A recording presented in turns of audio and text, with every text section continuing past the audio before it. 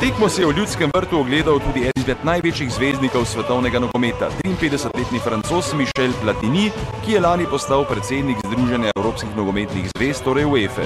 A ogled tekme naše članske reprezentance je bila le naključna priložnost, saj je bil Platinijev obisk delovne narave. Na licu mesta se je želel namreč prepričati, kako prvič na pravem nogometnem turnirju deluje njegova zamisel. 2 dodatna sodnika v obeh kazenskih prostorih. O tem ter o drugih aktualnih vprašanjih nogometa smo se v Moravskih Toplicah s Platinijem pogovarjali v enem izmed njegovih redkih prostih trenutkov. Monsieur le Président, c'est un grand honneur. Vous êtes ici en Slovénie. Merci. C'est un grand honneur pour le football slovène, mais votre visite ici, ça pourrait être aussi, disons, une révolution dans le football entier. Cette idée avec les arbitres. C'est pas du tout révolutionnaire, c'est évolutionnaire. Parce qu'on garde la même philosophie, il n'y a toujours qu'un arbitre qui décide, mais on lui donne des yeux supplémentaires pour voir toutes les erreurs, toutes les fautes qu'il y avait dans le temps qu'il ne pouvait pas voir. Et Dieu sait combien de temps, pendant les 40 années où j'ai joué au football, il y a des choses que les arbitres ne peuvent pas voir, que nous on ne peut pas voir. Donc ce n'est pas des erreurs qu'ils font, c'est des choses qu'ils ne peuvent pas voir, donc il serait temps, aujourd'hui puisque la télévision, les caméras montrent les fautes des arbitres, mais il est temps de faire évoluer l'arbitrage pour que, en fin de compte, on limite un maximum le nombre d'erreurs d'arbitrage. Mais vous n'êtes pas un partisan, par exemple, de la preuve vidéo? Ah non, pas du tout, parce que, bon, par mon expérience, quand j'étais en Italie, je savais que des fois tout le monde disait qu'il y avait pénalty, qu'il n'y avait pas pénalty. Puis je crois qu'il faut laisser l'aspect humain. Et puis la vidéo, on est obligé d'arrêter les extraits. Donc ça fait hacher le match. On est obligé d'aller voir s'il y avait hors-jeu ou pas hors-jeu, alors on arrête le match. On est obligé d'avoir si c'est pénalty ou pas pénalty, alors on arrête le match. En tous les cas, l'arbitre, là, le jeu il est beaucoup plus fluide, sinon on va faire des matchs de 3 heures. Puis je crois que le football est un jeu, et un jeu doit être fait par les hommes, et donc laissons l'arbitrage humain. Vous, comme président, vous n'êtes pas un révolutionnaire, vous avez dit, mais vous aimez l'échange. Vous aimez l'échange. Pourquoi? Vous avez changé le Coupe UEFA, vous avez changé par exemple l'Euro à 24 teams maintenant. Pourquoi ce change? Bon, parce qu'à un certain moment, il y a des négociations, des discussions avec les associations nationales. Et il y avait une demande de quelques associations de passer à 24 équipes.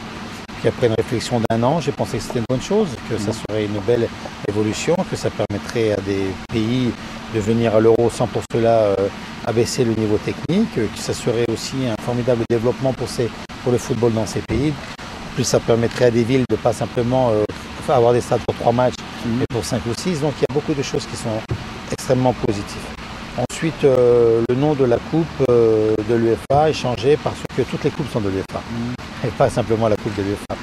D'une part, et deuxièmement, on essaye de faire évoluer la manifestation de l'ancienne coupe de l'UEFA, et donc on change le formule, donc on change le nom, on va changer le logo, donc c'était le moyen de changer. Et la Ligue des Champions?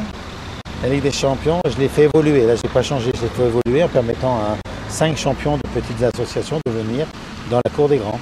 Alors vous êtes un président des petits pays comme la Slovénie.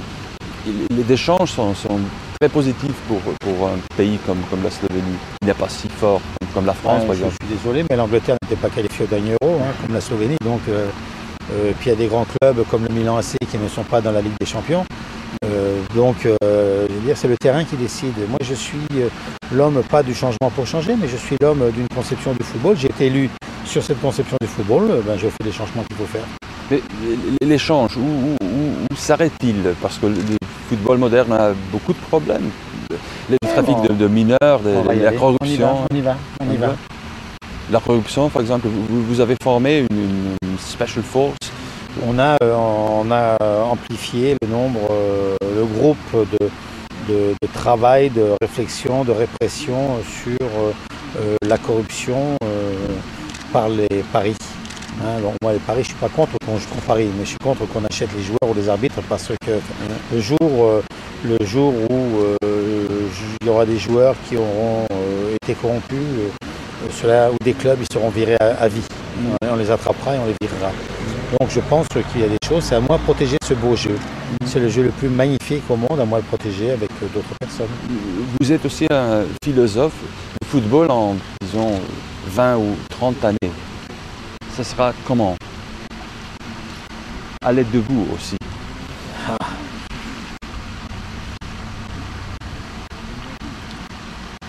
Je ne sais pas comment ça sera. Le football a toujours vécu sur une popularité exceptionnelle du jeu. Le jeu est fantastique, il est formidable. Mais de ce jeu-là, on l'use le football pour des fins politiques, sociales, économiques, etc. Donc, à moins l'utiliser d'une façon d'étroit, mais que ça ne soit pas quelque chose d'amplifié au maximum. Ce n'est pas que du business le football. Ce n'est pas que des jeunes. Il faut trouver le juste équilibre. Cet équilibre qui a fait la popularité depuis 100 ans. Dernière question, nous avons un grand problème financier maintenant au monde. Vous avez un meeting avec les experts de finance aussi parce qu'il y a cette situation en ce moment-là? Non, pas du tout. Non, pas du tout. C'est seulement pour sauver le football aussi, pour sauver Non, c'est pour mettre des règles dans le football. Donc on va essayer de voir si on a des règles, comment on peut travailler pour qu'il y ait un plus grand équilibre financier entre les équipes pour mes compétitions. Non seulement dans l'équilibre financier, mais aussi le fait de dire l'argent, d'où il vient, est-ce qu'ils en ont pour acheter les joueurs, et pourquoi ils achèteraient alors qu'ils n'en ont pas, comment on peut faire. Donc ça c'est la première réunion, c'est de savoir est-ce qu'on peut faire quelque chose. Et les experts financiers me diront oui ou non. Non, ce n'est pas une question de capitalisme, c'est une question de logique footballistique.